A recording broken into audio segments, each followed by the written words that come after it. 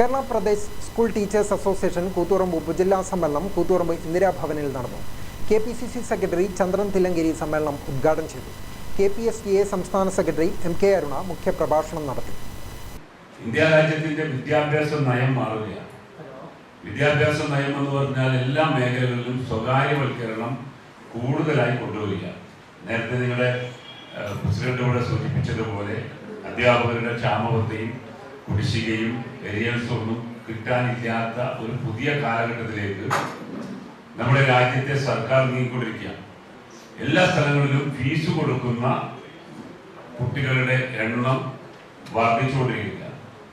ഈ രാജ്യത്താണ് പ്രിയപ്പെട്ട മൻമോഹൻ സിംഗ് അധികാരത്തിലിരുന്നത്. വിദ്യാഭ്യാസ അവകാശ നിയമം നടപ്പിലാക്കിയ ഒരു ഗവൺമെന്റ് കോൺഗ്രസിന്റെ ഗവൺമെന്റായിരുന്നു.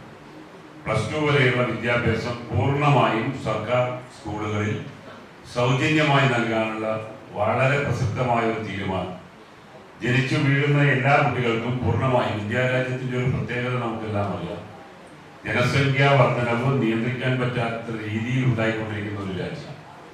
അങ്ങനെ വരുമ്പോഴും ഇന്ത്യ രാജ്യത്ത് പറന്നു വീഴുന്ന മുഴുവൻ കുട്ടികൾക്കും വിദ്യാഭ്യാസം പൂർണ്ണമായും +2 വരെ സൗജന്യമായി നൽകാനുള്ള പുതിയ തീരുമാനമെടുക്കുകയും വ്യാഴാഴ്ച രാവിലെ പതാക ഉയർത്തിയതോടെയാണ് സമ്മേളനത്തിന് തുടക്കമായത്. KPSTA സംസ്ഥാന എക്സിക്യൂട്ടീവ് കമ്മിറ്റി അംഗം ദിനേശൻ പച്ചോൾ പ്രതിനിധി സമ്മേളനം ഉദ്ഘാടനം ചെയ്തു.